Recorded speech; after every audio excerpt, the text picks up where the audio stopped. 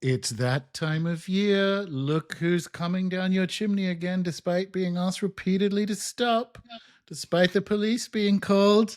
The one and only astrologer to the actual stars, Austin Coppock. How are you? Oh, thank you. I always wanted to play Saturn Claus in the Yeah. school play. Yeah, this one's the X Tube version, but yes, all good. Cool. Well, here we are once again, the 6 monthly astrology show. We are talking first half of what I can only assume is going to be a very pleasant year. No context whatsoever. It's going to be 2025. it's going to be a very exciting year, Gordon, and I say Yes. that without reservation or All smirking. right. And priorities, of course, we demand an update from the space baby. All right, Space Baby is gigantic. It's about the size of the one at the end of 2001. He's super healthy. He's yet to have a cold or the sniffles. Just doing great, just blasting through all the milestones. Serving as some sort of, I don't know, initiatic unfucking of my heart that I'm exposed to on a daily basis. The image that comes to mind is sort of like the movie, what is it? The movie Sunlight, except we're like reigniting the sun so that it's warm again. But like less horror movie. Actually, whatever the opposite of horror is kind of the experience. It's a tremendous he is a tremendous amount of work, but just utterly transformative. And he's also the cutest baby in the world. I know other people think they have the cutest baby in the world, but I've done research on YouTube because YouTube found out that I like cute babies, and so it keeps showing me these other babies that are objectively inferior to mine. So it's an informed opinion. It's not just parental bias. I would describe that as science. That sounds completely. That sounds research, data, statistics, nice one. method. All right. Well, continuing the good news, we have finally managed to achieve something that has, frankly, taken us years. And that is to Warhammer 40,000 theme one of the fucking Astro shows. Just the tip of the chainsword. If you are tragically not nerdy enough to know what that refers to, it is a Warhammer 40,000 reference, which is good because we finally found a way to team it with the theme. I mean, obviously, I'm me, so I had like 7 or 8 Lord of the Rings ones backed up, but we've been trying for years, and I guess this is good and bad. 2025 matches more than any of the other ones we've done for the last few years. A nice Warhammer 40k Space Marine motif. Well, and as we were saying earlier, 40k is one of the very few beloved fantasy sci-fi universes where even the most devoted fans have no desire whatsoever to live in that world. And that's what makes it special. Yes. Yeah. And we bring mixed news on that front. That we do. And well, yeah. But it is, I think I've mentioned before that it's like, that's going to be 40k is going to be a better and better match for the tone of the present. And it's worth noting that this year, arguably the best CRPG that came out was a 40k based game, Rogue Trader, and then one of the biggest smashes, like action console, everybody plays it, shooty games that came out, Space Marine 2, which was hugely popular, was also 40k. So the zeitgeist is aligning with my my 40k anticipations. Yeah. You can look at sub motifs and find it as well, because it explores almost like high Catholic orthodoxy, which is itself, at least on the internet, culturally prominent. And we even have like budget version of aliens in the form of drones and other stuff going on, which aren't exactly, well, I was going to say Tyranids, but it's really more on the Necron side of things. But even then, it's like, okay, we got motifs that team with the macro storyline we're heading into. Well, and one thing that's a really good sort of meta big picture match between 40K and the present is 40K functions and has for a long time both as brutal critique and satire and celebration of the same thing. And so it's a brutal critique and satire of the human theocracy. Yes. But it's also like a celebration of the like real bravery and honor and struggle of the people trapped within it, who, even though you as the outsider of the universe know that they're being manipulated and that the emperor's motives have been questionable for 10,000 years, those people on the ground are still doing their goddamn best and are worth celebrating. But you also have this simultaneously, is it satire, is it in many ways it probably is tragedy happening. And I think that correlates we kind of need something that's both sort of suspending our disbelief so we can have naive enjoyment, while at the same time keeping that critical satirical lens right there, because we're the narratives that bring us together and accurately map our world and make sense of the things that unfold have and are still in the process of collapsing or decaying. And you can see that really clearly with the troubles that mainstream media, that or legacy media, that big studios and big video game studios are having, which are all reflected in plummeting profits. Like, these are the storytelling engines, both the fiction and nonfiction stories, which from a bigger point of view, it's all story. And so when we don't have a thing to believe in anymore, we need something that's ambivalent, like 40K. Yes. We're like, oh, well, I mean, actually, this is just grim and brutal, and I don't actually have to believe in anything. I don't have to believe that anything good is going to last. And so it satisfies that pessimism while still giving you like granular moments of like, a heroic moment or a beautiful, a beautiful, tiny sub world within that. And so we need something like that at this sort of point in the narrative timeline. I like it. Before we move into 2025, let's backcast. Let's have a look at the hits of this. Well, it's Christmas Eve, so this year I keep like my head's already in 40K. I'm like, last year, no, it's still 2024. We still have a week of it left. One of the things I've been sitting with, and it was the H1 motif for last year, which was the kind of so long and thanks for all the red herrings. That's been borne out. Like because why this one's called Just the Tip is that, I mean, as of now, but like inarguably from Q1 of next year, we are in a new era that is far more martial, hence just the tip of the chainsword, right? But it is also just the beginning of it. And so if we look at a multi-year frame, we're like, 2024, it's like, oh, this is totally going to be the beginning of it. It's like, nope, it's actually not going to be the beginning of it. This one is. And I think that's quite good to situate when we look back at the year we're just winding up. It's like it tried to do, I mean, it wasn't great, but it tried to do a bunch of things that could have been a lot worse. And it didn't, but soon it will. Thoughts? Yeah. Right. 2024 didn't take care of any of its problems. Like, there weren't really there weren't like longstanding issues that were there at the beginning of 2024 or wars that were there at the beginning of 2024 that got solved, but they didn't multiply catastrophically.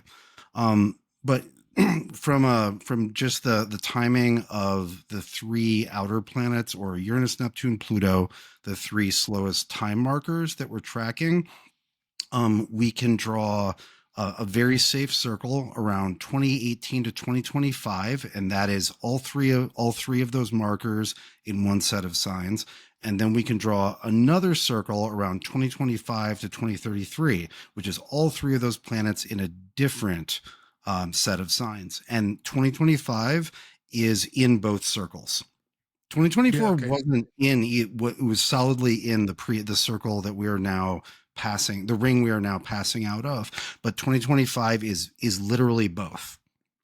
It's like, you're obviously technically, which is the best kind of correct with 2018, but one of the notes I made beforehand is we get to the end of 2024, it's like the long 2020 is finally over. But astrologically it's 2018, but it's almost like the end of 2024 is the end of 2020. Right? Yeah, 100%. Yeah. So that's the good news part. The long 2020 is over. And now we have 2025. But I think that's a kind of useful framing. And in terms of what we have for 2025, do we want to start with like the hits of the year and H1, or do we want to start with things like Mars that are still in play? Like what else do we need to say about 24 to tee up our 40K year? I don't know how much you want to go over. I mean, like, my extremely shorthand for how I did with H2 was I nailed the timing of the Trump assassination attempt. I didn't know that's what it was. I was like, oh, it's violent, looks like crazy. And I remember saying to you, it's like a one-off, like, astrologically, in the sense that it didn't like immediately lead into something. But I was like, oh, it's a big enough deal that maybe it does connect, like, with where things are going. Which I think is a really good description of that event. Got the timing, got some of the consequences, didn't come near what the event was actually going to be. Definitely didn't get the election right. Didn't say a whole lot about it, but what little I did say was not right. We talked about, I'm sure we talked about the Mars retrograde, which is not even half over yet. And I will say that Mars has not disappointed. It was on the day, it was within 24 hours of the Mars station that we got probably the most literal Mars retrograde station I've seen, which was South Korea declaring martial law and then saying, never mind. Exactly. Like, literally, Mars not going any further forward with the martial and be like, actually, we need to think about this.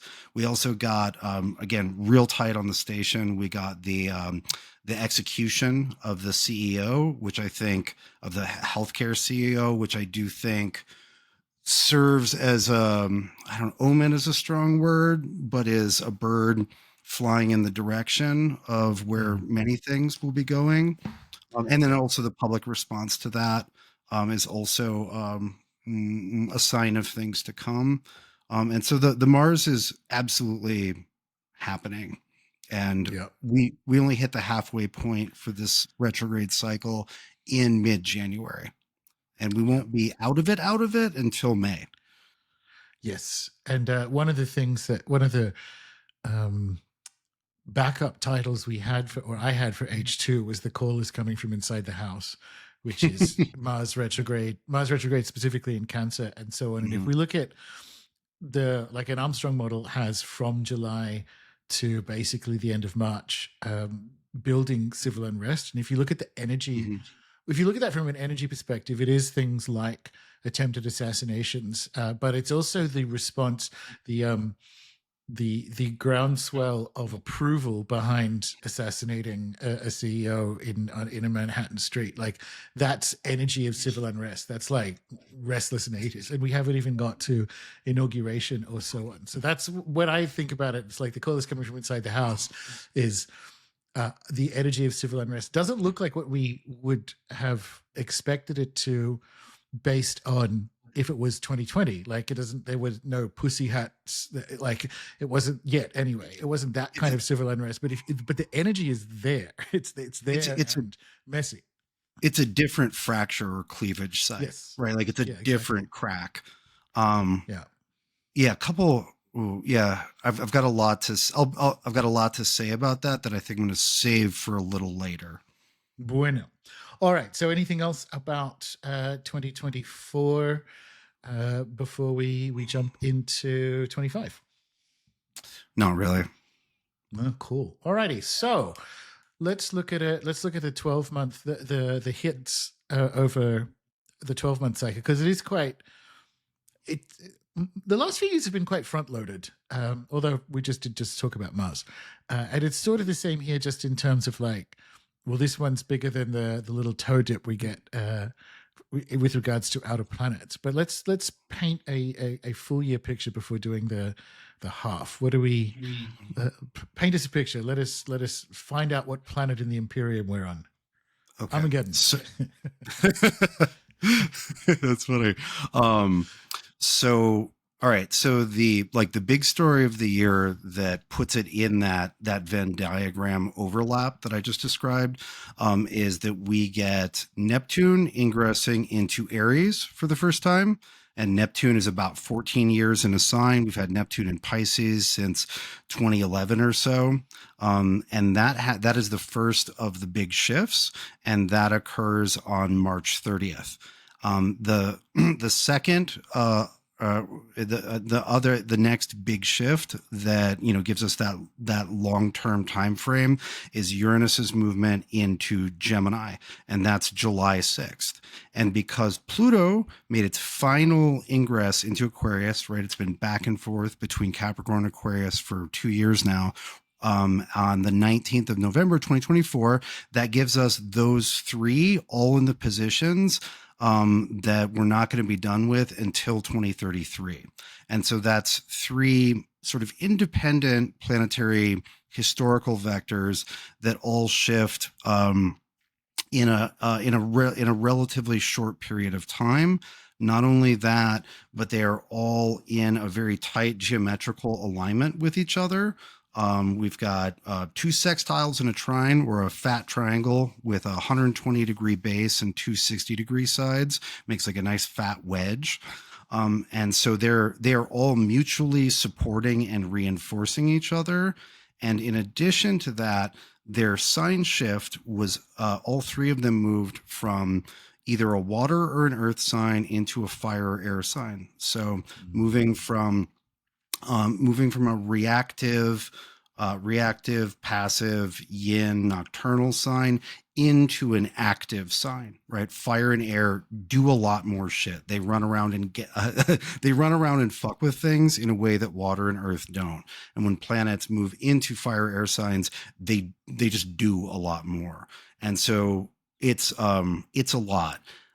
So we've got those three all forming up for the first time this year, and we've only got about 3.5 months where they're all in alignment, like they're all in formation, which is really nice, because I'm glad that we don't just get plunged into you'll wake up in 2033 when this is over, that there's a little bit of I was referring to it as a pilot episode. It's not a teaser trailer, like it's canon, but it's the pilot. Now, and so that's the biggest story. And then chunking one level down to things that are very important on a yearly basis, or a 2 or 3 yearly basis. When we approach Neptune's ingress into Aries on March 30th, for the month leading up to that and the month following that, so pretty much all of March and April, we have a fucking circus happening.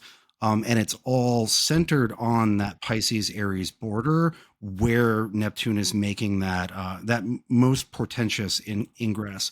We have more or less simultaneous Mercury and Venus retrogrades, which start in Aries and then go back to Pisces and then go back to Aries, crossing over Neptune 3 times while it's making that transition, like super underlining that.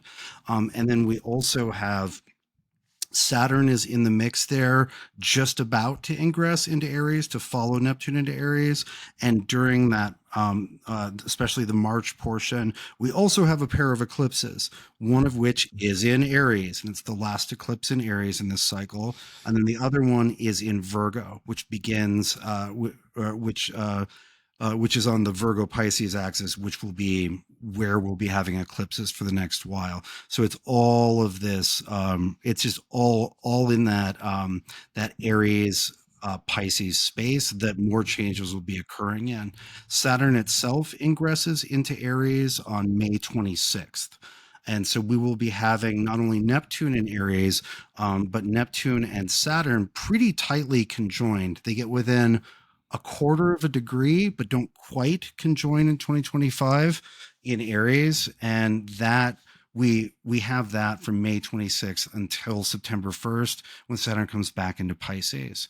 And so what's interesting is we have this, I don't know, wild, dark carnival-esque introduction of Neptune's sign change with everybody else, all the other planets freaking out at the same time in March, April.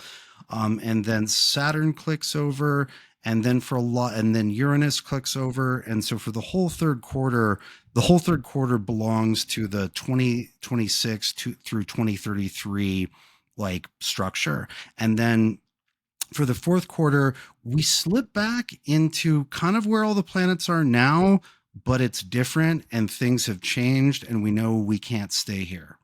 It's very odd how the year ends. The year ends with a sort of creepy, like, I don't know, like still like waiting for the pattern that we know is the new pattern that we're either going to be dealing with and terrified, or we're excited because we're going to ride it or whatever. Like it's regress. Even though the pilot was approved, we don't get to see the rest of the plot until that configuration, that wedge forms fully back up on April 25th of 2026.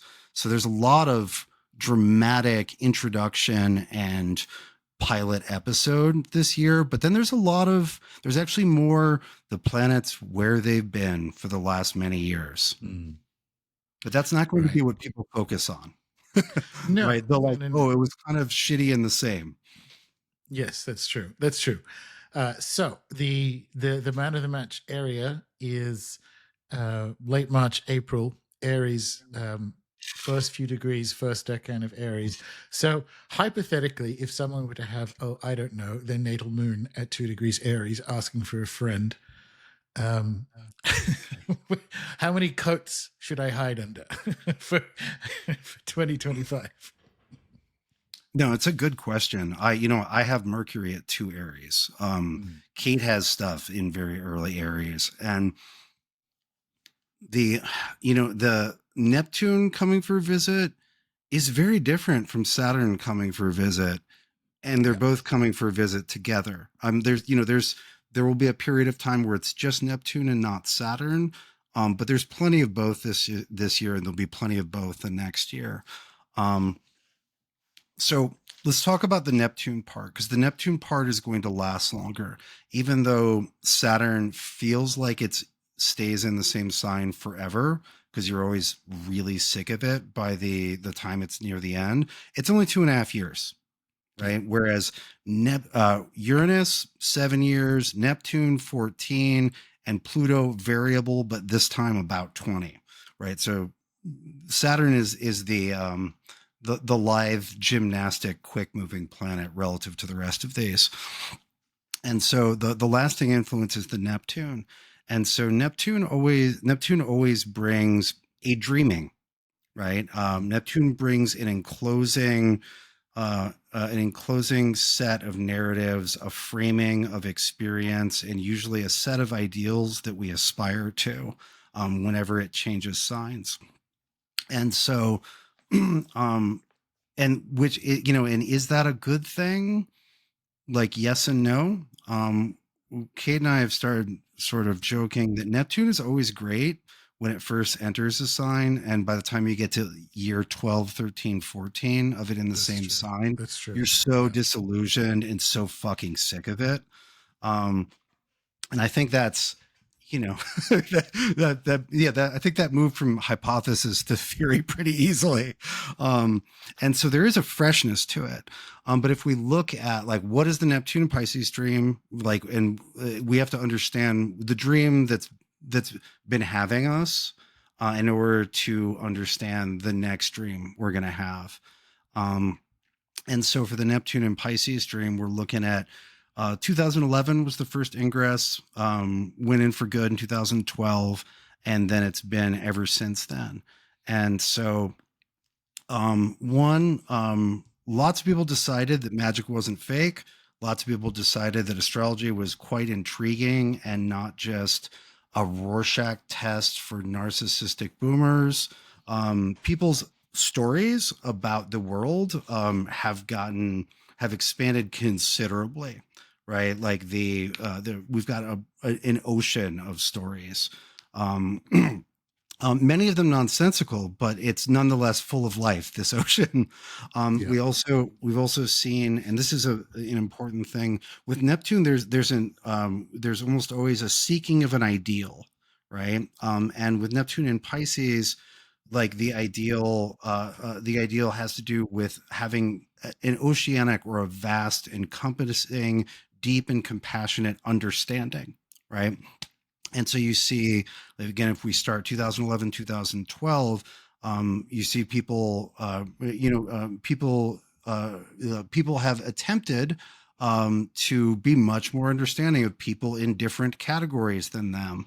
And as we've had all of the race, class, gender, sex, big cultural changes around all of these things. And it's worth noting that the Neptune in Pisces before this, which was the 1850s, was when the abolitionists went from the cool smart kids in the corner smoking cigarettes to being like a nationwide phenomenon in the United States. It's when abolitionism got big. It's also when spiritualism got big, right? It's not that nobody did a seance before 1848. Right. It's not that nobody was an abolitionist before 1848.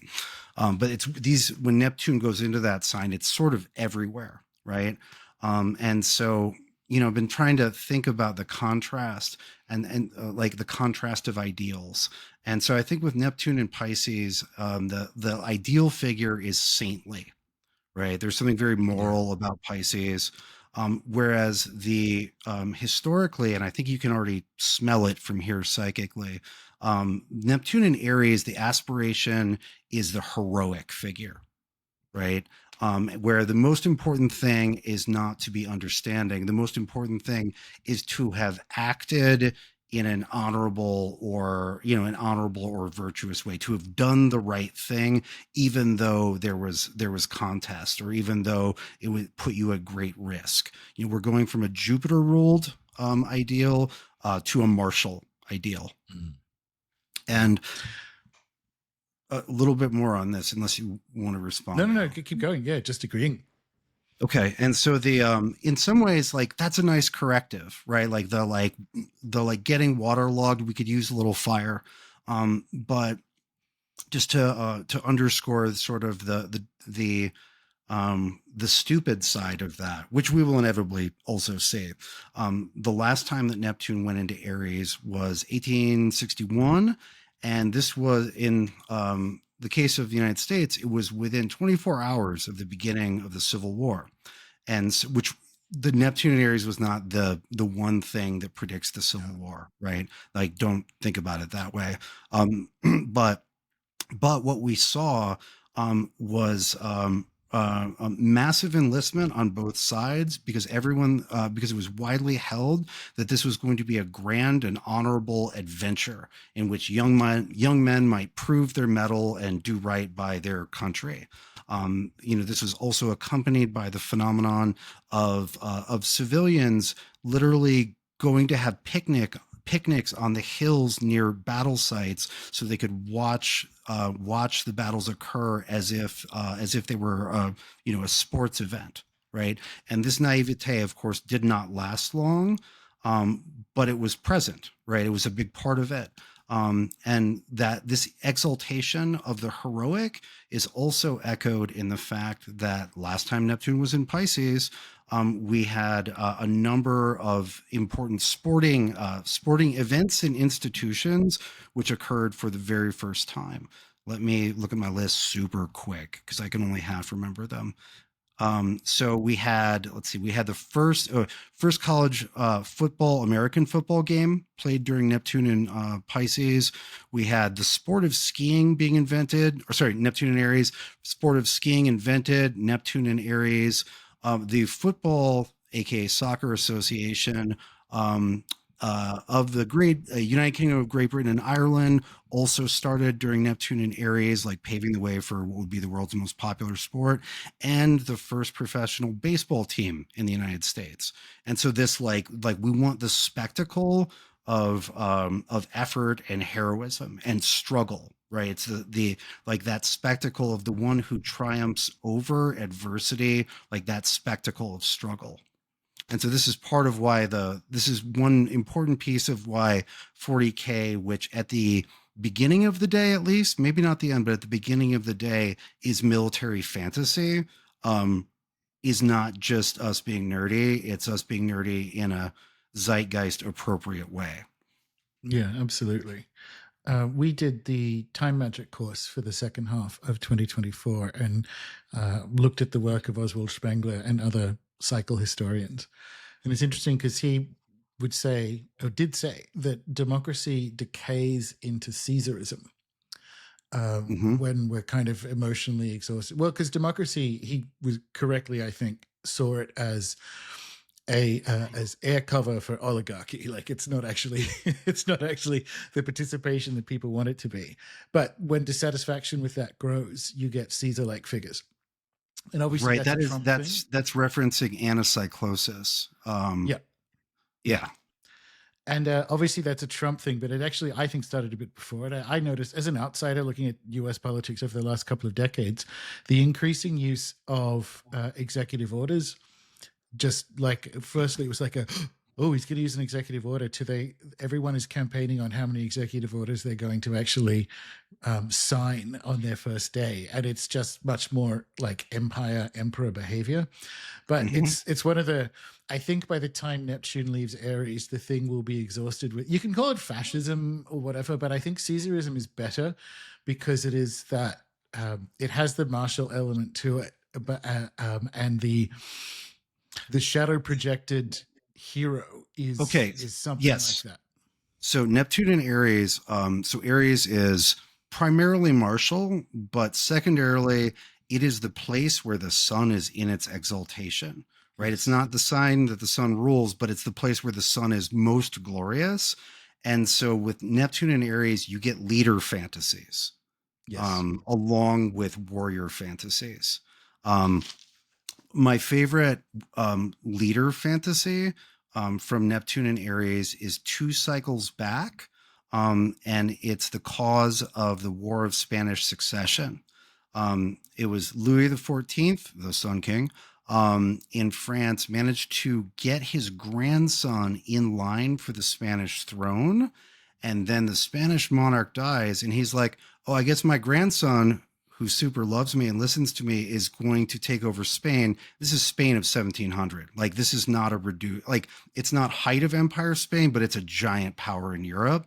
And then literally the rest of Europe goes to war with France and Spain because that can't be allowed to happen. But he's like, sure, France is, at that point, probably the most powerful nation in Europe. He's like, but what if I had Spain too? What if I had everything? Yeah. And the entire rest of Europe is like, no. And it takes, 14 years for that argument to end. Very cool. So we have that like Neptune and Aries, like, and that's the problem with Neptune is it can be, and this is like back to your original question, so what do I do with that? Is there's always some good inspiration to Neptune, right? Like a lot of people's worldviews expanded meaningfully and usefully during Neptune and Pisces. Often they expanded well past the point of utility, but they got some good stuff, at least in the initial expansion. A lot of people's sort of, understanding of people who are not like them, who are raised in different circumstances, have different desires, et cetera, expanded usefully during Neptune and Pisces. Again, maybe went past that point of utility. But there's always like some real good that happens with Neptune, and then it just doesn't stop, right? And so there's like going to be some good, like heroic inspiration. Be like, oh, you know what? I can do this. Not only is it possible to struggle through X adversity, it's actually meaningful and beautiful, right? And it's like, oh, that's like, that makes me stronger, that, that it's useful in all these ways. It's just trying to find the point where Neptune just keeps expanding, because it doesn't have a natural limit. No other planet proper contains Neptune. The only thing that kind of contains Neptune is Pluto, and Pluto doesn't give a shit. Pluto's not going to say, hey, slow down. We need to stop with what's best for you. Pluto's like, keep going, do it. Yeah, I would say one of the things, because something else we've explored this year is points of consent and departure with what's going on. And if you know that this is coming, it is about the inspiration in the direction of like Beowulf and the Odyssey and the Iliad, and that kind of the heroic dead, and this kind of archetypal hero that involves martial prowess, but in service of something a little bit more solar, so that there is Go ahead. The archetypal medicine is available and useful. Like this is the stuff that's coming online that I can surf as this happens. Yeah. Okay, there's a lot I'm going to come back to the leaders, because Uranus has a lot to say about that, but I want to stick with Neptune right now and maybe add some Saturn. So there's Neptune, and then, I don't know, 55 days after Neptune enters Aries, Saturn joins Neptune, right? They're there for 2.5 months. They go back to their respective corners. They actually come back to Pisces together very closely from October 21st until February 13th of 2026. So Saturn Neptune, which is something that has not occurred perfectly yet, but we've been at the point in time where they're very close, sharing the same sign and getting closer and closer every year for the last 2 years. That's what creates, among other things, that story collapse or story crisis phenomenon that we talked about at the beginning. That quality of collapse rather is very important. The most dramatic example of that is during the last Saturn Neptune conjunction in 89, 90, 91, was the collapse of the Soviet Union. It was not the heroic, it was not the defense to the last man that was nonetheless overwhelmed. It wasn't a defeat, right? It was just a collapse, right? It's that pancaking of a structure rather than its resistance to external forces. And so, we do have that. The Saturn Neptunes do bring us that in a literal way, but they also bring that in a story way. And many would and have argued that was actually what collapsed the Soviet Union, was that nobody believed the story that we're all doing this, and so it's worth it. It was the collapse of belief that created the collapse of the state in what was its present form. And so I've been thinking a lot about like that story collapse.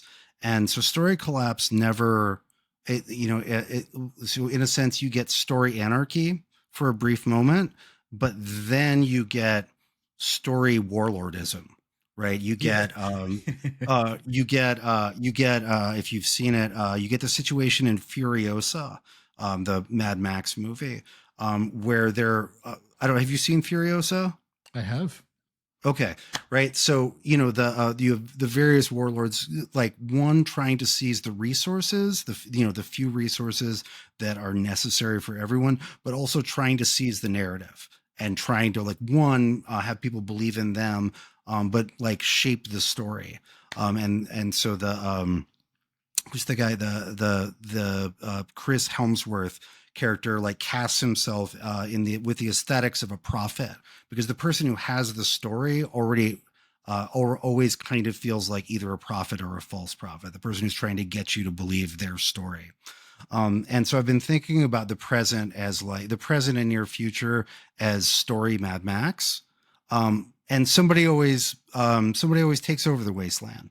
But some story always wins, but it's meaningful that there's a period of time where like whatever the old story is dead, but the new stories haven't fought themselves out yet. And Okay, cool. yeah. All right. And so that's part of the Saturn, Neptune, and Aries, I think, initiates Storytime Mad Max. And that's also that's going to be really true on a global narrative level, like where people are like, what's happening with the world? What everybody's going to say is, oh, it's chaos, right? In 20 years, when people will look back, they won't say that's chaos. They're like, well, there was a number of chaos, but obviously it was just that process, which we know the end of, beginning to sort itself out. Because they'll have a story by then that like meaningfully includes all the facts that started in 2025. Yeah. Cool. So Saturn specifically. So we're doing like Saturn and Neptune dipping their toe into I was going to say the sand. All right, but so Saturn's going to be in Aries for a while. What is that going to be looking like? That we'll get maybe a Saturn specific little taste of, just the tip. Yeah. Just the Saturn part. So really significant is that Aries is the one sign that Saturn is said to be fallen in. And this is fallen in a near angelic context. When a planet is fallen, like it's dejected, it can't do its thing. Another word for it from the Greek is translated as depression, which both describes how a fallen planet feels as well as gives another vertical metaphor. What I often, when I'm teaching, I often describe it. The sign in which a planet has its fall has like a special trap for that planet that makes it really hard to do its thing. What that looks like for Saturn is the Steve Buscemi meme with his hat on sideways and his skateboard saying, "Hello, my fellow kids."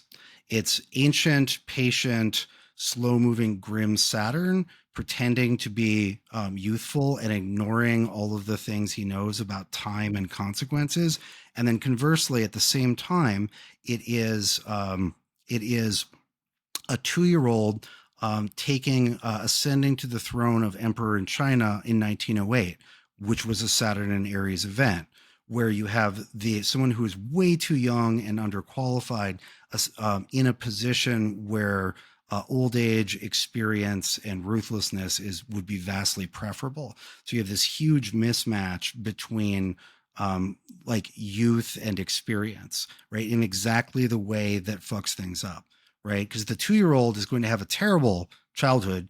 And that last emperor of China, by the way, wrote extensive memoirs about that. So you can read about what kind of a childhood that was.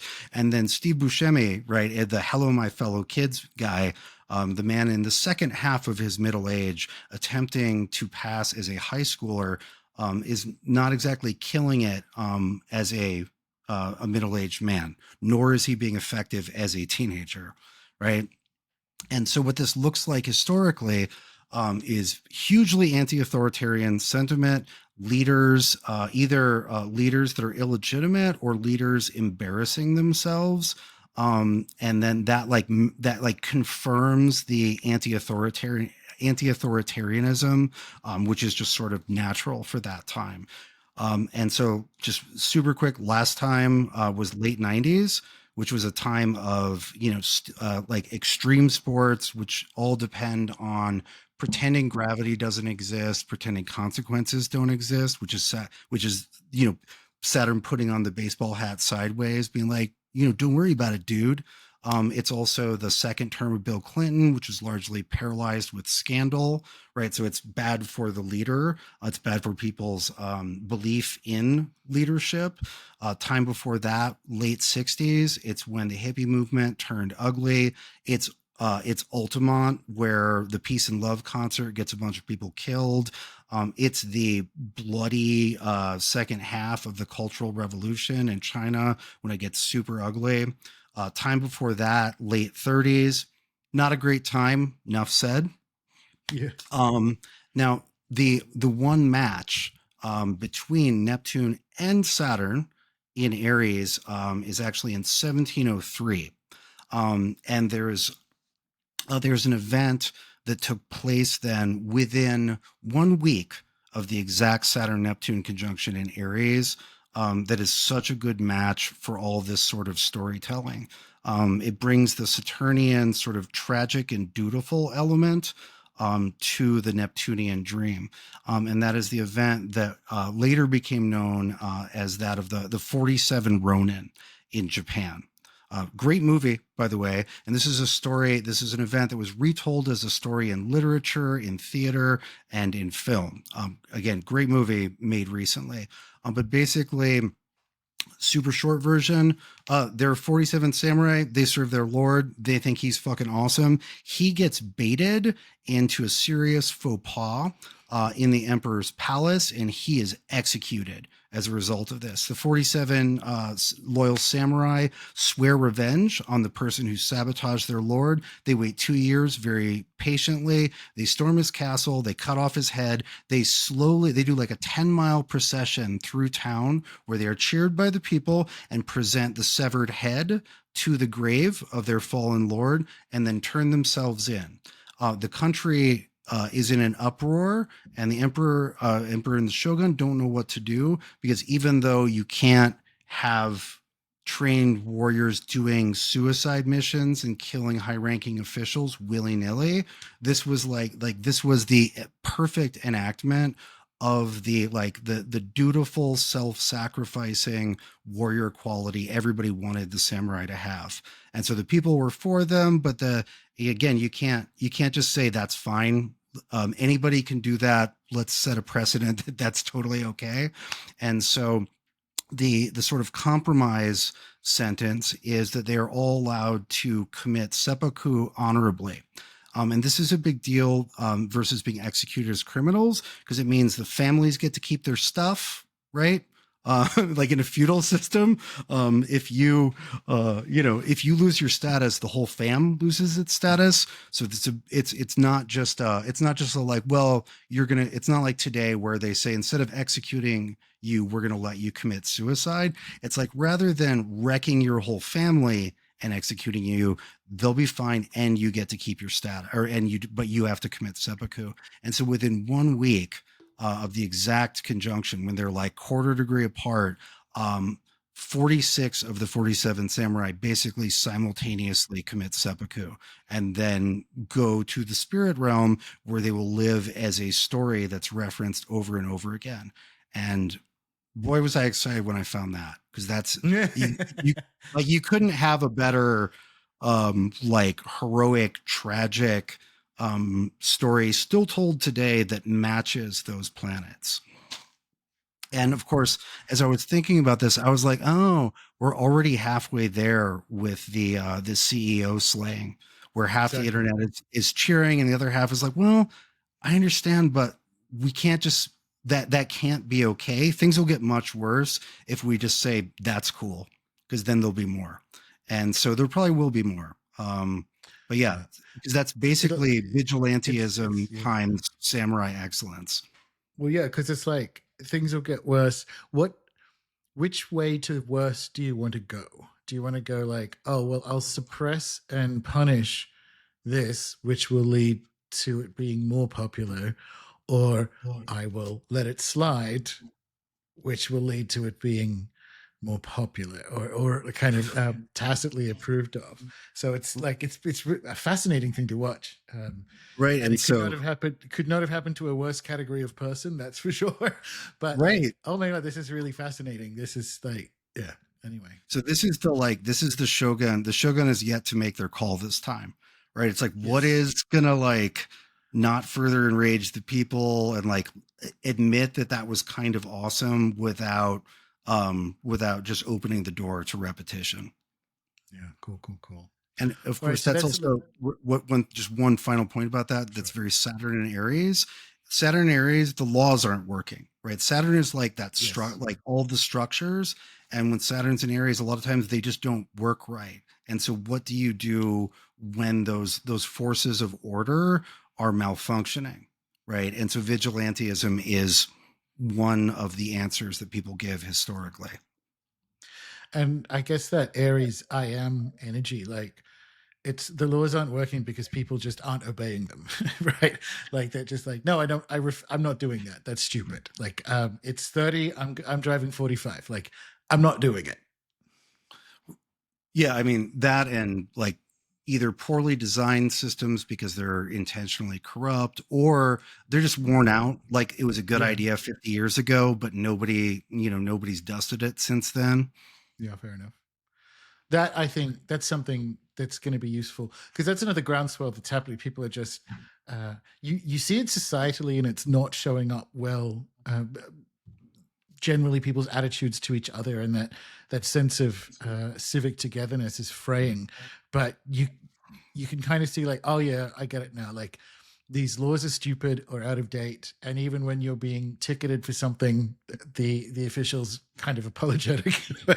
Look, yeah, okay, I could see definitely as we wind up this part of this, Western dominance. It's like, yeah, like a bunch of the rules that we live by are not going to cut it anymore. That feels like something we'll explore over a couple of years. Yeah, and there's the like ultimately what we need is not no rules. We need like good rules Yes. that are in people's favor, but the sequence doesn't go bad rules and then good rules. The sequence usually goes bad rules and then those decay or are destroyed, and then there's a period without rules, and then there's often the good rules come out of that. But there's not like there's a gap between bad rules and good rules because Yeah. we're not in the a period of gentle reform. No. See, that's interesting as well, because if you think about some of and it remains to be seen how this all shakes out, but various state attorneys general and similar having every intention not to comply with mass deportations is like there are rules that are going to be not implemented or ignored or unevenly applied. That's interesting. Like, and that's a process that isn't an overnight, that does not have an overnight solution.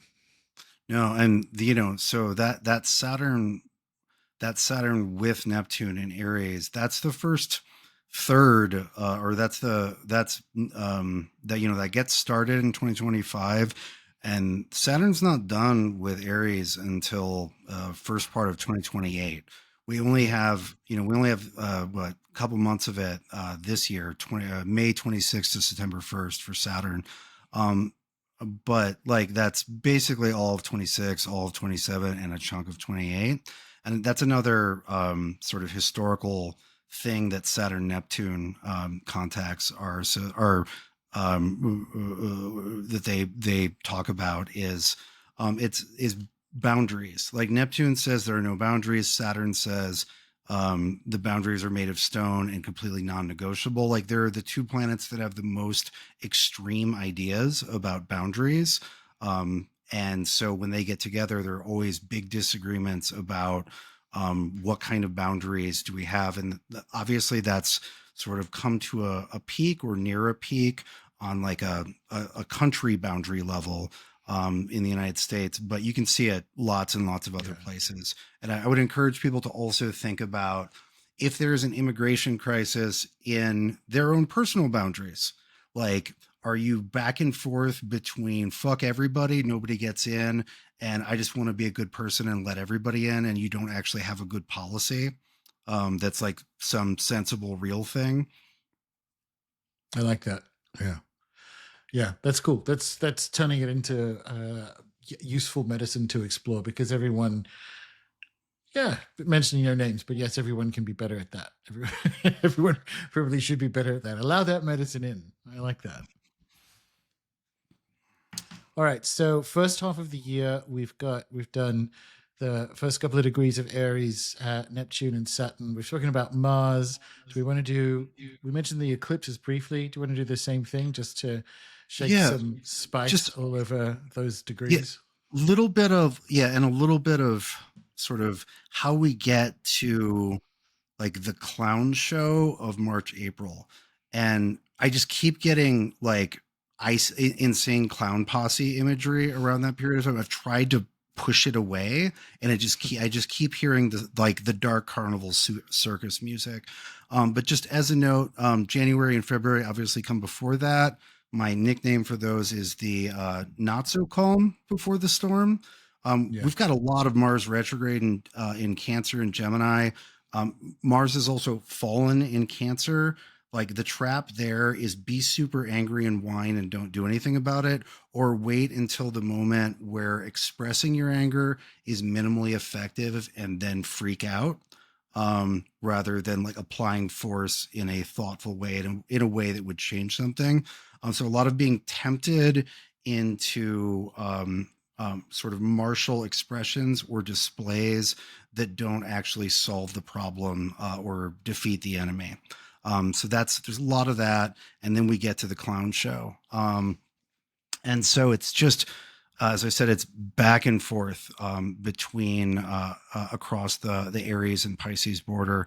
I think that inevitably there's big confusion and incident, like it's international incident territory, but also lots of confusion about it. It's not going to be a straightforward thing where everyone says, where half of the world says that's great and the other said that's terrible, and then there's a argumentation or military argumentation. It's very confusing and multi-stage. Whatever it is really important from a like Wikipedia history of 2025 perspective. On a personal level, it's also very significant because it's really confusing. You have the Venus retrograde, which occurs during that time. Venus stations retrograde on March 1st to sort of kick things off, and then doesn't station direct until second week of April, and then it's still working through the degrees of the retrograde until May. Venus retrogrades are these sort of dark night of the heart sort of journeys we do every year and a half, and they're very personal, and it's a sort of mandatory life review, but in terms of relationships, in terms of like everything you love and are disgusted by, definitely including yourself, and like the parts of yourself that you embrace and love, and the parts you're disgusted by, and everything in between. And so, from a not being a world leader perspective, like there's a lot of really personal kind of how should we say like going down and moving things around and being confused and having heartache and having old heartache, but then seeing something better. Like that whole Inanna underworld journey is right in the middle of big things happening externally as well. And if you want to do a little precedent checking, that Venus retrograde, which begins in Aries and then goes direct in Pisces, also occurred during March, April of 2017, 2009, 2001, just every 8 years. When you go back far enough, it's all in Aries with no Pisces. But the last several have been part Aries, part Pisces. But yeah, just think about what March, April 2017 and 2009 were like, and you'll if it was not a big deal for you, then that part will probably be not that big a deal. If it was like, oh, that's when we, if that's the sort of precedent, then one, first distance yourself from the total impact of that, and see if you can see what the shape of that was, right? And what the adjustment you had to make was, because it's not that thing exactly happening again. It's the kind of decisions and shifts you had to make, and and that life areas where those were occurring that will recur, but it's not the same thing again. Yeah. Mine are very much on point for my houses. That's like, and I actually quite enjoy a Venus retrograde for the reasons that you've just discussed. Like you actually go, oh, okay, cool. I guess I'm doing this inner work right now. But for me, it's always been the upset that comes from being somewhere distant because of work and its impact on fifth house stuff like fun and joy and whatever. But like for me, like that's when That's when I've lived separately for work, either Bristol, London, or Tasmania, Sydney, or what have you. And it's that like, whew, this is a painful and necessary, and finding the things I like and don't like about what it is that I do and where it is I live, and how I enjoy things. So for me, it's like a clock. These ones. So there you go. Yeah, yeah. Well, and there's a lot of sometimes there's a not uncommon phenomenon is no new pleasure until you digest what you've already eaten, until you think Yeah. through where you tried to find joy before and whether you did, and if you're just sort of mechanically repeating the same thing and expecting a joy result, even though when you look at it, this hasn't been fun for years. Like that's a very That's common Venus yeah. retrograde thing. That's exactly it. And obviously, for me, it was Venus retrograde in Scorpio that was the biggest one for that. But it's always that. It's always like, do you even like this anymore? Yeah. Is this it? Do you like it? And I'll tell you how you find out, because I'm going to take away the enjoyment one way or the other, and you're going to sit with it and think about like, do you even like pizza? What the fuck? Or what? And a lot of times at halfway down into that process, it's like, what was it that I was really liking about pizza? Yeah. Does that have to be pizza shaped? Yeah. Right. It was like, oh, it was the feeling of a reward after I did a thing. And like I've just so associated that with feeling good about myself because I'd always accomplished something right before pizza time. And that doesn't have to be pizza shaped. Yeah. Yeah, I love a good Venus retrograde.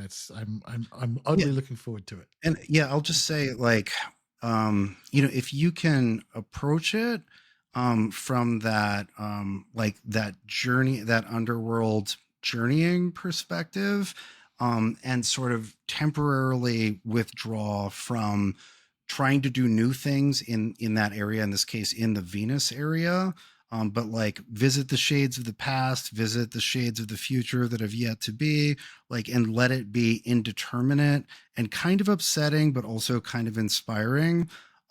It can be really positive. The worst results tend to be when you try to push power through in that area as if there's no meaningful pull to spiral downward and backward to the origin of things. Yeah. It makes it worse. It's like being forced. Like if you're like, oh, do I even like pizza anymore? Don't eat 10 of them. Right. Because by the end of it, like the decision has been made for you. Like, oh, I don't like this anymore. And also, please take me to the hospital. Yeah. Yeah. I strongly advise picking some sort of Venusian fast to be on, right? Like whether it's pizza or it's dating or something Venusian, because it's you're like one, you also sometimes just see, like you said, like sometimes the desires just decay. You're like, I don't even like this anymore. And if you have a little rule where like, I'm fasting on this, then you get to feel good about not doing that rather than doing it anyway and just being disappointed. Yeah, very good. No FAP retrograde. Yeah, no FAP retrograde. Alrighty. So what else do we need to say about H? Do you want to do a little bit more about the eclipses, or have we sorted that out? Yeah, let's talk a little bit more about the eclipses. So we get in March on the oh goodness, I believe it's the 14th and the 29th. 14th, we get a new one. We get lunar eclipse in Virgo on the south node on K2. And that's our first eclipse in Virgo that we've had in quite some time. And so that's sort of the counterpoint to the eclipse that we had in last September in Pisces. We're moving on to the Virgo Pisces axis for the eclipses, which always occur in an opposing pair of signs. And so what's interesting with K2, with the south node or tail of the dragon side, is it's usually about sweeping things away and showing you things that you could actually quite meaningfully benefit from letting go of, but you hate that idea and will probably cling on until the very end of the eclipse cycle. So that's the first introduction of the Virgoan things, right? So it's like there are going to be some details, some ideas of how things need to be arranged, some ideas about in some ways being too data or fact based that you need to let go of because they're getting in the way of like taking a wider point of view, of being more imaginative, of being able to see things as they could be, not just exactly as they were according to the data last Tuesday.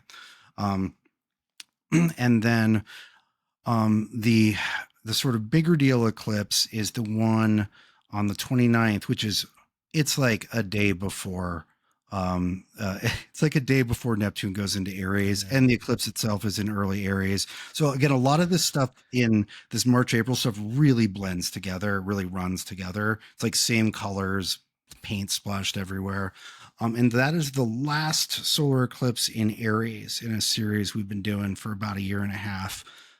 Solar eclipse in Aries, like the solar eclipses in Aries, the Aries Libra cycle kicked off the like most recent round of horrors in Israel and Palestine. Of like it was right right after the solar eclipse in October. What'll be a year and a half ago. And every one of the eclipse installments on the Libra Aries side has ratcheted that up. The good news is this will be the last one in that series, but there's another one, but that there's from this point in time, there is still another one which has very consistently ratcheted things up in that part of the world, and especially that part of the world. Also, the eclipses in Aries with Rahu there, with the head of the dragon there. One, we've seen a big spike in high level assassinations since that went in. And, I think between the time that we talked last and now, I've done research, and that's actually very normal. The period of time where Rahu's in Aries always has big assassination spikes. One of the most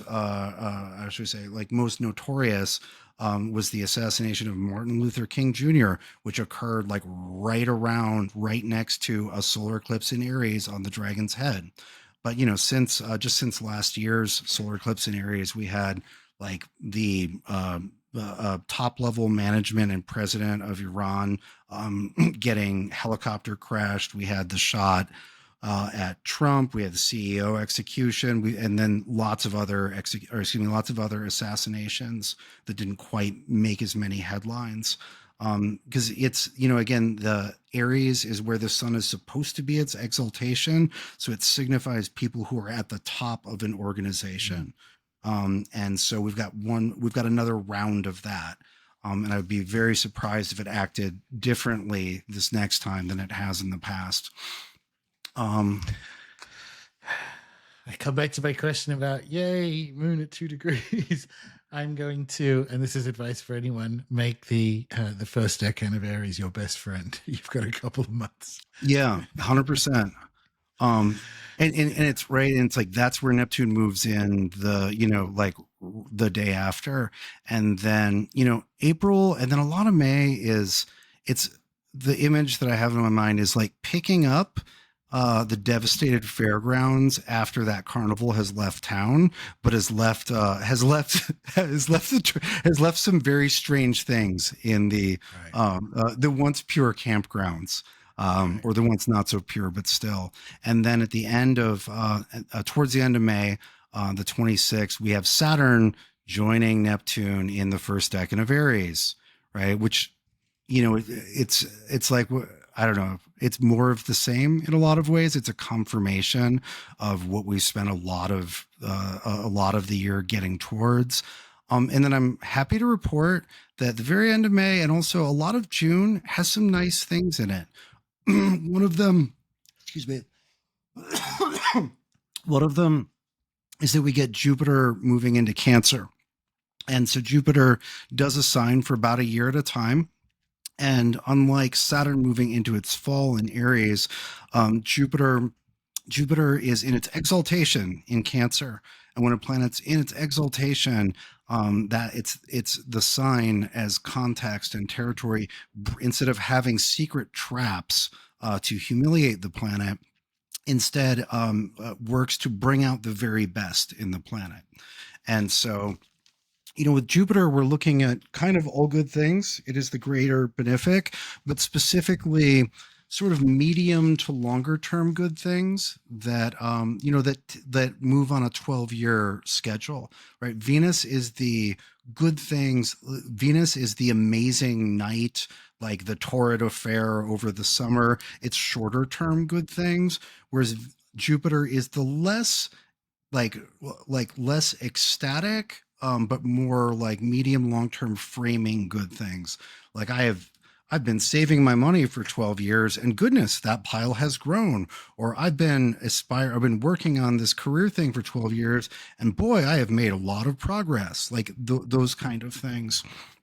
And so Jupiter, and so the exaltation part, just as can be meaningfully contrasted with fall, in that falls will tend to bring out the worst in a planet, and exaltation brings out the best, which means filtering out the worst. A lot of why you get good behavior from exalted planets is there's something about being in that sign that checks the planet's excesses, right? Very simple example, Mars in Capricorn, cold, stony Capricorn checks the passionate vehemence, mistakes made when overheated quality that Mars has, right? Or the Sun in Aries is being Mars ruled.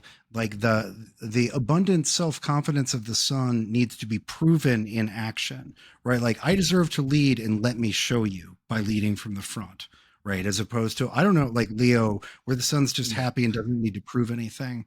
So with Jupiter, we're filtering out some of the, how should we say, highfalutin arrogance. So some examples of sage type figures who have Jupiter in Cancer, all of whom, despite being erudite, very relatable. Benjamin Franklin, right? Like hailed as a genius in 20 fields in his day, and yet super approachable and beloved by the people, and capable of distilling things into hilarious short memorable phrases. Another one is Mark Twain, right, who gives us history does not repeat itself, but it does rhyme, right? Again, vast, big perspective, but relatable, on kind of a, I don't know, kind of shit giving level to the Jupiter and Cancers. There's this sort of like folksy wisdom that people who don't have it beautifully placed in the chart sometimes just give folksy wisdom in a way that doesn't always work. Joseph Biden, our current president, is a Jupiter in Cancer, but it's off in the 8th. And so sometimes that works and sometimes that misfires. But it's and so when Jupiter is just super strong in Pisces or Sagittarius, there's often this like, through belief alone, I'll get this thing off the ground. And there's often a wastefulness that comes from excessive positivity. A lot of times those like by will alone or by belief alone. Those things still kind of work out because Jupiter and Sag are excellent places for Pisces. And also the generosity that people with those positions display. Sometimes you have don't give everything away. Whereas Cancer is much more grounded and aware that you have aware that you have needs and that you can't be infinitely generous, and that if you have good luck, it's not infinite. It needs to be invested, and by invested, it's planted, right? In Cancer Town, we use gardening metaphors. Oh, another excellent example of Jupiter in Cancer.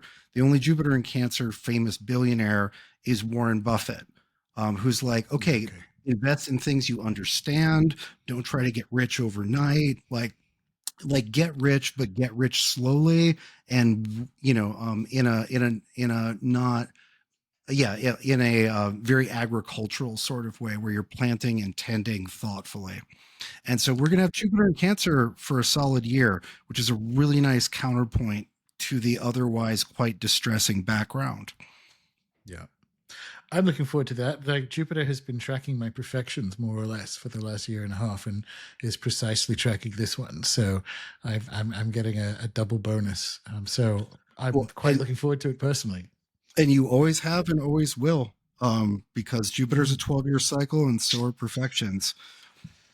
Yay! So yeah, and so everybody kind of has that that house that Jupiter's in locked, when locked in angle. Yeah, We that's use cool. that technique. No, I'm looking forward to that, and that's probably the nicest bit, you would say. Yes, definitely. Yeah, Of well, and H1. what like a nice sort of the planets didn't have to do this, but they went a little other way to say sorry for the first 5 months of the year.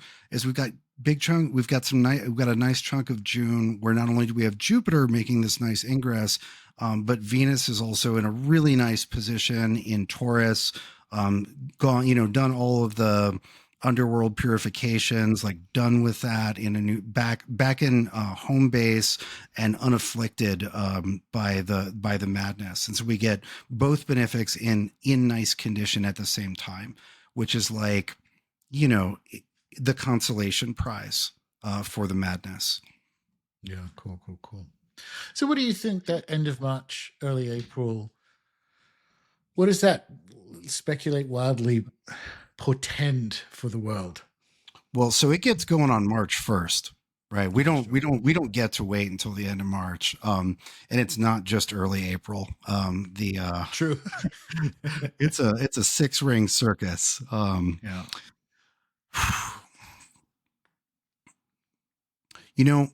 I don't know. I don't have I don't have a guess. It's the beginning of, like, this sort of great rearrangement, like this, whatever we're going to call this 8-year period of time in retrospect, whether it's like deglobalization or the great rearrangement or the great renegotiation, the end of the post World War II order and the rise of the post whatever thing happens order, or whatever set of things. I know it introduces that and gets it going, and I think it raises more questions than it answers. Again, I don't think it's a thing that then has a clear thing that has a clear response.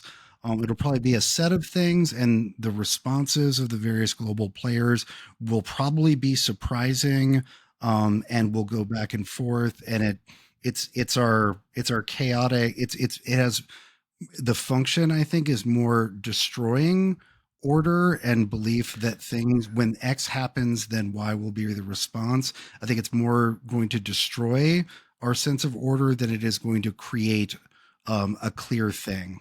If that makes sense. Yeah, it does. The eclipse is that surprise, which it will make sense afterwards, but it will be a surprise when it happens. Like, oh yeah, I guess that's the thing that would have happened, but it's going to be unpredictable. The Armstrong dates are still the same. 25 is escalation of war in Middle East. 26, Yes. Europe. 27, US, everywhere, China, whatever. So, and you look at it and go, well, that's in play. But the Q1 in particular, for the Middle East, which ties to what we were talking about there, with regards to Saturn. So it'll be like grimly expected, but nevertheless surprising. I don't know. Like it's not a good surprise. Yeah, I mean, okay, like, so I don't have I suppose I don't have no idea what will probably happen during that period of time. I would, if I have to locate it, 100% Middle East is at least where things start, and then there's reactions to that. There's another piece, which is that the Aries ingress chart, right? The moment that the sun goes into Aries, been used for a long time in astrology to tell us stuff about the year. And I sort of randomly on a research thread, maybe in September, looked up what Iran's Aries ingress chart looked like, and it had Mars on the degree of the ascendant, which is about the least peaceful indicator you could have. And I was like, okay, well, modern Iran has had one other war.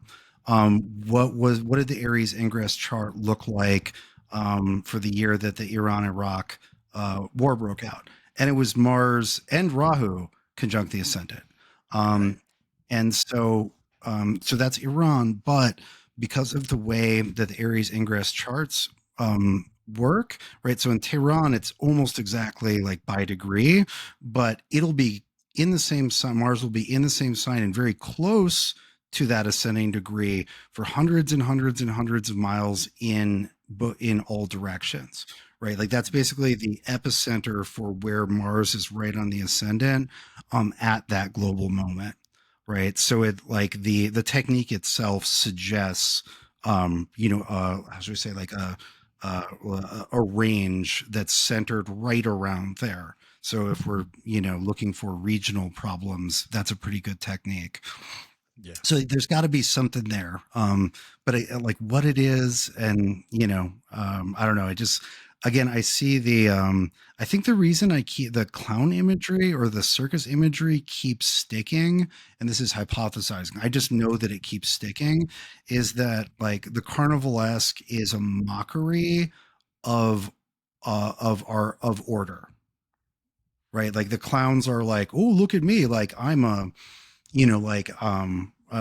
like they're wearing normal people costumes but then mocking them, like look at me, I have a face, right? Like look at your Yeah. stupid sad, like they're mocking you, like the and not, setting aside like the impressive Cirque du Soleil style right, like the much more American style of carnival and of circus, which has sort of twisted satire and mockery built in, where it's like mocking our pretensions to structure and order.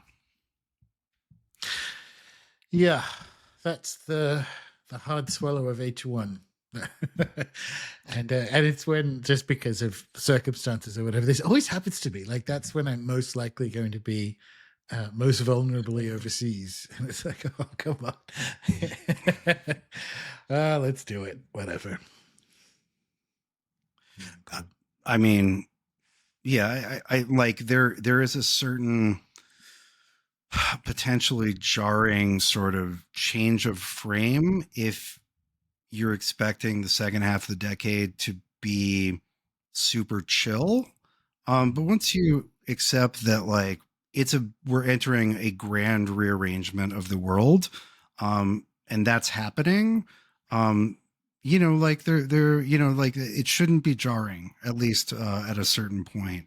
Like that's where we're going. There's no going back to normal. There's no like we're not gonna like re-elect Obama and chill.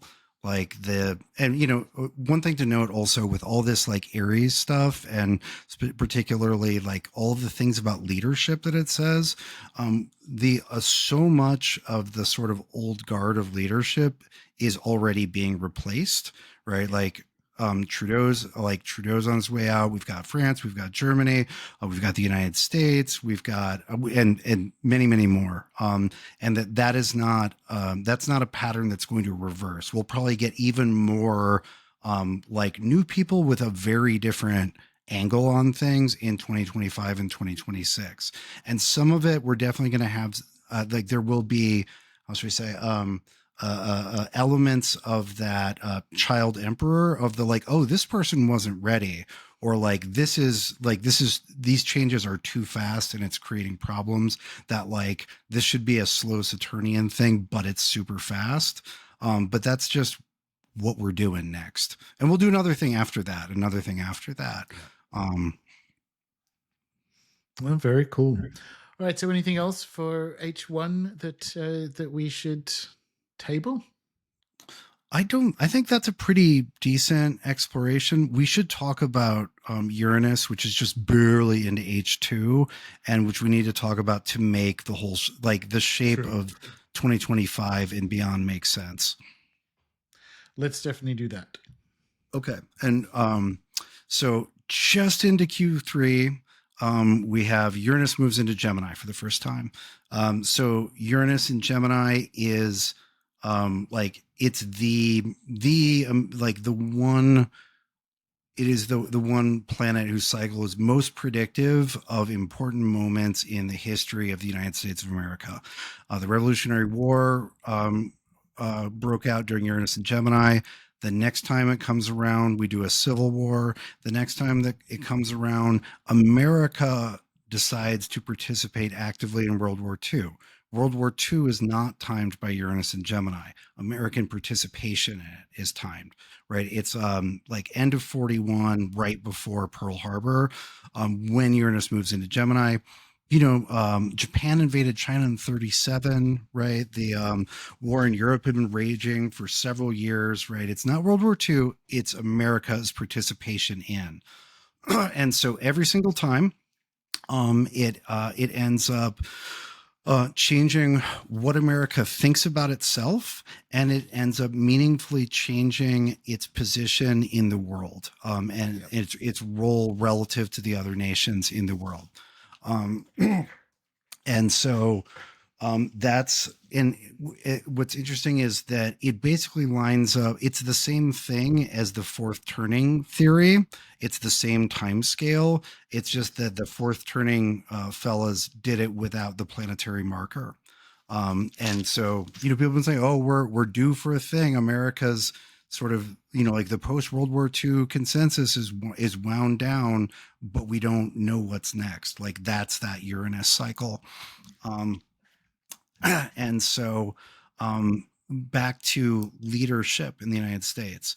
So every time we've done one of these Uranus and Geminis, we have a president who ends up on currency, right? Washington, Lincoln, and then FDR. I guess FDR is not on currency, but he probably should be with his sort of important and as sainted as he is. And also every time, back to your remark early about Caesarism, these are figures that go kind of right up to the line of kingship, and then either like Washington say, no, not for me, or get killed or die, right? Lincoln dies, or Lincoln gets killed, and FDR expires after winning 4 elections, right? And then it was after that, after FDR that we had our strict 2-term limit written in. It was, from my reading, it was understood that it would be rude and ungentlemanly to try to do more than 2 terms, but it wasn't a strictly enforceable thing, whereas it became a strictly enforceable thing after FDR. Because they were like, he was good, I guess, but let's not risk it and do that again. And so, yeah, Uranus isn't in Gemini yet. I've been wondering, like, do we get the big leader, who will at least historically be remembered very favorably? And certainly there are people who would like to cast Trump in that role, and there are people who are terrified that that's going to be Trump. But it's almost impossible that he's president for most of this, because this is 2025 to 2033. I think it seems pretty inevitable that whoever that person is the 2028 person, because he's getting pretty old. And True. Like, I know that we're entering a period of time where the rule of law is getting more question marks put beside it, but I guess I don't see the him getting to not do the 2-term limit. And so, I think that person remains a mystery. Also, this is only 3 in a row. It's not like we have 472 consecutive precedents to look at. Maybe it doesn't happen this time. Maybe America doesn't get somebody who figures out how to steer the ship through the storm, and we just get a series of clowns. I don't know. It's not a guarantee, but the precedent is strong. Yes, but that also would change how America sees itself, because actually, I think there's not too many presidential elections left in its current configuration. Like, whoever gets the job, maybe even in 2028, isn't president of 50 stars. But regardless, this is but that's like, it's the same, like, oh, what are we? Like turning the face back to the face of Gemini, of like looking in the mirror. That's going to be interesting. Yeah, and I don't like overusing it as an example, but one strong very precedent is the Civil War, which really, the American Civil War, where you really have that sort of like the two faces looking at each other, right? Like the internal division, multiple internal divisions, but one main internal division, and debate about what the country would be going forward, right? Because there had Yes. been anti-slave sentiment or anti-slavery sentiment for a long time, and there was this debate about, with this expansion, with this westward expansion, are we going to allow slavery, or that's not going to be part of the future? And that's one of the biggest issues that the Civil War exploded over. It was a debate about the future, because you can't have a slavery society and a society that believes that that's an immoral atrocity. Like those can't be side by side, right? Like you kind Yes. of do one or the other. And so like that Gemini stark difference internally is very real. And I'm and I'll just also say we have since the Revolutionary War, we have one precedent for Uranus and Gemini where it was participation in a series of external conflicts, World War II, that made the big change, right? That forced America to take on a shape that would then define the next many decades. Whereas with the Civil War, it was an internal conflict. Um, I think we get like a weird mix up mashup of internal Definitely. and external. I don't think it's like a clear repetition of either. I think the I think themes will be there, in but argue, yeah, yeah, go ahead. inarguably, even if it, and it will be as a result of war, but even without it, the question's already percolating of like, well, maybe we shouldn't be the global sheriff. Like, Oh yeah. so it's like that Gemini process is like that internal mirror gazing process is already happening. Like what America even am to itself on the world stage is already up for questioning. It's going to be tested in some very, very high energy conflicts over the next few years. But even without that, it's like, well, why are we, why are the sea lanes our business? Why is it Yeah. that? Well, And it's and a real good question. yeah, and I think as an American, speaking to fellow Americans on a daily basis, I the word on the street, like people or like, oh, do we have to do that? Like, is that something we need to do? Well, we need to do it in this one place, right? But maybe not over here. Like I think people are in a charged and also completely relaxed manner, just not sure. Like maybe we should do that because it's good, but like maybe that like let those countries figure it out. Like maybe Mm. that's not our job. Maybe we're doing more harm than good. I think you're right. I think that's a huge, like that's definitely one of the like Gemini fork in the roads about what will the country's role be moving forward. And I think that some of the certainly some, and there'll probably be a lot. Let me back up a second. When I talk about like a chaotic period, I think that like greater American participation in conflicts certainly will create its fair share of chaos and blood. But I think there will also be some surprising demurrements where everyone expects America to go in and do a thing, and then it doesn't, and then that opens up a whole ball of wax, right? Like sea lanes, for example, right? Like the sheriff may be drunk and corrupt, but if the sheriff just stops showing up, that's not the same as having a wise and just sheriff who doesn't overextend. Maybe that happens, but there's the period where there's just no law, and Yeah.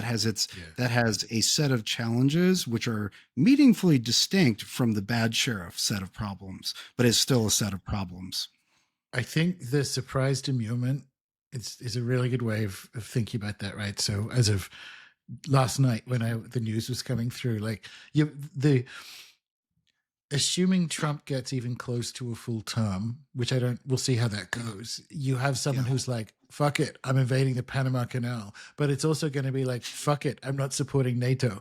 And to some extent, like I can see the point in both of those categories.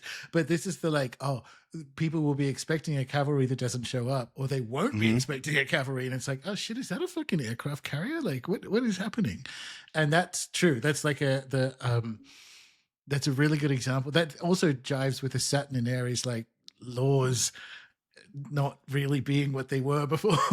Right. And like, I thought these were the rules, right? Like you have to come there and then you're not allowed to come there. Yeah. So, and all of that process is going to, the reason I guess I brought that up was that's going to spark that or force that mirror gazing to the most recalcitrant, like, no, fuck it, these colors don't run type American. Like everyone is going to be like one way or the other is going to be looking in that goddamn mirror of like, what is it?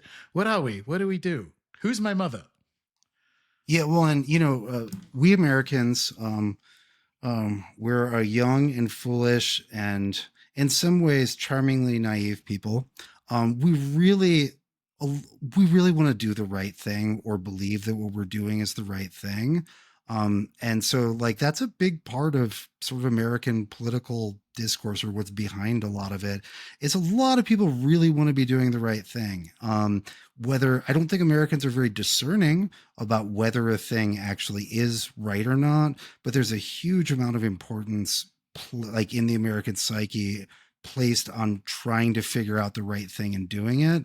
And like these kind of questions about like interference versus non-interference, like are we shirking our duty to the people of fill in the blank if we don't like run in guns blazing, or like have we just made things worse and perpetuated horrors here, and the right thing is actually to to mow our own backyards and stop interfering with other people's business. But like moral cases get made in the minds of Americans as well as the media, and they get the reason moral cases get made is they work really well here. They're very motivating.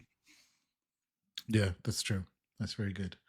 And the other stuff that's non-American about Uranus and Gemini is it's the beginning of a process that involves things like really good generative AI and so on. Like, and that's fake meat in Uranus and Taurus and what have you. Yeah. Yes. So Gemini, Mercury ruled the power of the word, right? We've had some of the most influential words in history published under Uranus and Gemini. One example, 4 cycles back, was the King James Bible. The Uranus and Gemini cycle before that was the invention of the printing press, right, which allowed the printing of the King James Bible. And Uranus and Gemini is also really important for the history of liberalism, by which I do not mean a faction in America or in like a classical liberalism, not shit libs. Like the whole thing that almost all all of America like is a liberal nation. Like nobody is arguing seriously for the return of a hereditary kingship. Like the liberalism that was like, hey, what if we don't do kings? What if we try to do democracy? Let's do individual property rights, et cetera, et cetera. So you have John Locke published all of his major works during Uranus and Gemini.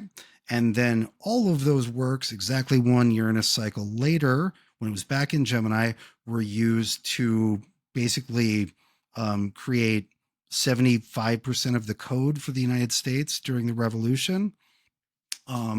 You also have Kant publishes the Critique of Pure Reason during the American Revolution, and Kant also lays the sort of a lot of the metaphysics and the epistemology and the ethics that sort of are part of this larger liberalism, which everybody you've ever met is thinking inside of. And then it's I haven't spent as much time looking at it as I would like, but I know that during the World War II version, you also have maybe this is a little earlier, maybe it wasn't. Again, I'd like to go back and check this. But you have this definition of rights that FDR does in combination with some other folks but it's like the right to be the right, and this was the definition of several freedoms in a negative sense, right? Like being free from coercion is a right, not just the freedom to pursue happiness, but the freedom to do that while somebody doesn't have a gun to your neck, like the freedom. And it's very aspirational. It's like the right to have the freedom from grinding poverty.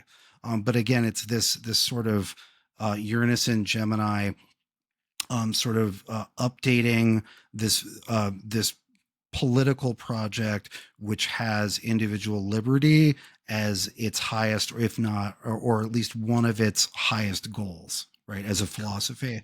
And of course, the United States, which was the first nation that was sort of built on that, like the American Revolution happens as Uranus is discovered when it's in Gemini. Yeah.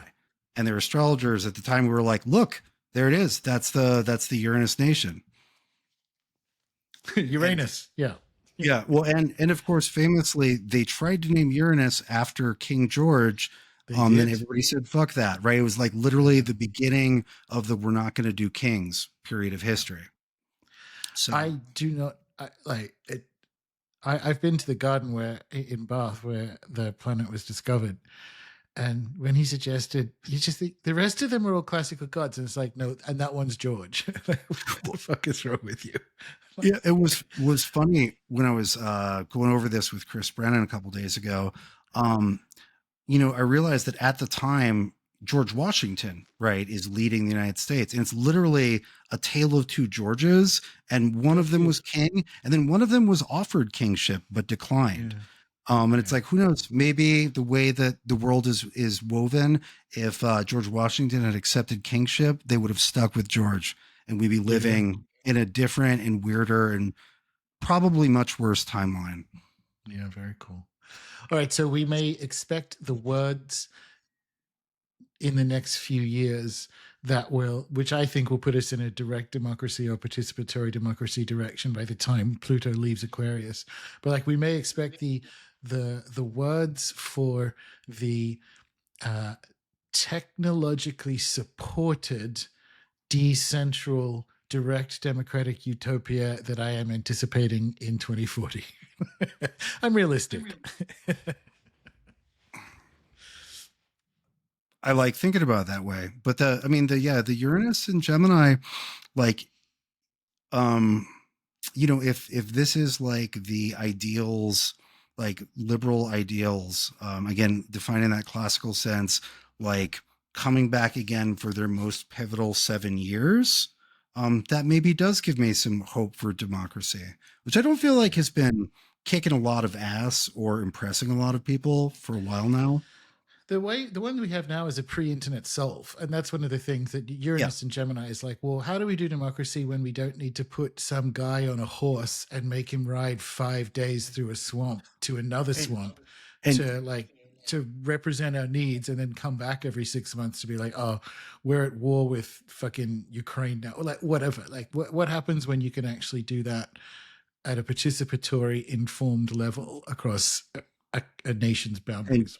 And Uranus is an extremely pro-technological update planet, right? It's during Uranus and Gemini that the printing press is invented. Yeah.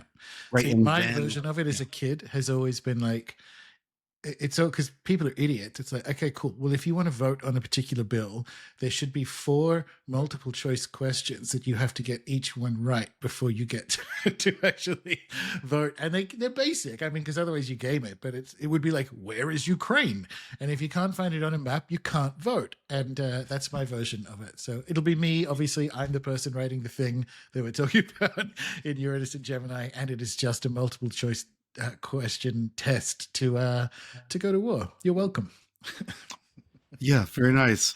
But I do wonder about that, like, power of the word with Uranus and Gemini, because we haven't really had a Uranus and Gemini since we got going with the computing, or since we got going with the genetic code. And these are both 2 very powerful sets of languages that human beings are doing stuff with, but there's a lot more that could probably be done. And so I do wonder about, like looking at, like, with Uranus and Gemini, like it's difficult not to, or one finds oneself going back to like either the magical slash religious conception of speech, right? Like speech which creates the world, like the in the beginning was the word, or like the Edenic language that magicians were trying to find so that they could speak things into and out of creation, right? Language that interfaced directly with reality. And so programming languages and genetic coding languages both seem ripe for intersection with this Uranus and Gemini. I think of homunculi, mercurial homunculi. That's why I think generative AI. Like I'm more bullish now than I was to start with on AI, but certainly by the end of this process, like the mercurial artificial beings that will be in play will be we won't have conceptualized them. It's not exactly ChatGPT at the other end of Uranus and Gemini. It's going to be far queerer in the original sense of that term, I think. Yeah, well, and just to connect to some of our earlier discussions and to say one more thing about Uranus and Gemini, um, so Uranus doesn't have a dignity scheme like the rest of the planets, like full rulership, exaltation, et cetera, et cetera. But I'm pretty Uranus is sure, undignified. Couldn't resist. Carry on. or yeah, doesn't like those structures. Uranus and Taurus, I think, sucks it for Uranus. We don't like if we look, Uranus likes freedom creating, revolutionary, like edgy, awesome stuff.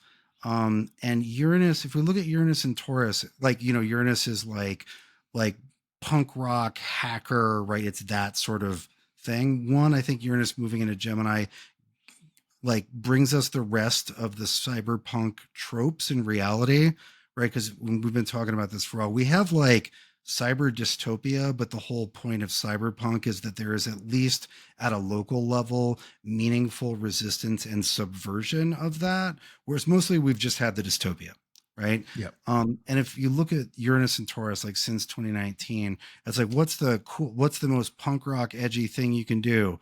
Buy a nice house in the country where it's much more affordable and try to grow some of your own food, right? I've done some of that. You've certainly done some of that. It's not that that's bad. I'm glad we moved out to the country, but it's not exactly like awesome, revolutionary hacker. Like it doesn't have that like Uranus spark of like freedom and subversion that, like that's part of the archetype. And I think that Uranus and Gemini will also be for people who've only been paying attention to astrology since Uranus was in Taurus, they're going to go, oh, that's why all the books say these things about Uranus. It actually does. It is I think so. exciting and inventive. I think you're right. It doesn't have a dignity scheme, but like we can talk about the rebel thing being going to country, but it's also you come out the end of it. It's fake meat. You come out the end of Uranus and Taurus, and you get eat the bugs and fake meat because it's just there's not a lot to do with cow when you're Uranus, but when you're Gemini, you come out the other side of it with super intelligent AI thought beings that it's going to be there's more for it to do and there's more for it to do, and more appealing, I think, than fake meat. I don't know, maybe people listening probably not are bullish on fake meat. No. And so by the way, the last time the Uranus was in Taurus before this, this one that we're finishing up right now, you got things like the invention of the chocolate chip cookie, which that's great. That doesn't change the way we think, right? That doesn't like with Uranus and Gemini, we like changes the way people think about humans organized politically, like in a century spanning manner.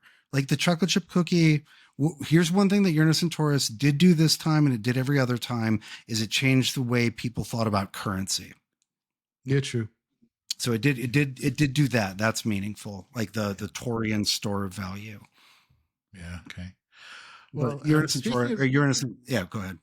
Yeah. Well, speaking of valuable things, towards the end of the year now, And I know we've spoken about some of the shows you guys have watched, but like TV and even film or anything that, looking back on 2024, you liked, surprised you, and so on.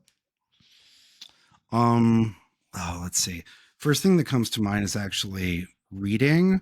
I read all of the Three Body Problem books at the beginning of the year when the sun was conjunct Pluto in Aquarius, because I thought like grim for future stuff would hit then, and those are wonderful and I love them.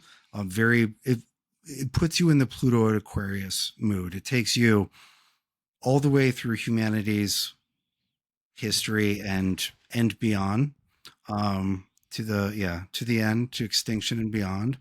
um oh god, and then I read some 40, embarrassingly enough, I read some 40K books, which were awesome. I read the Eisenhorn trilogy. What have we watched? This is also embarrassing. We just discovered Community like a week ago, Okay. to our great delight. And we're like, oh, somebody made a wonderful show 15 years ago. I don't think that's particularly zeitgeisty. Now, didn't you finish The Crown as well? Speaking of like, Oh, we did. We watched all of The Crown, there which you was go. very Pluto and Capricorn.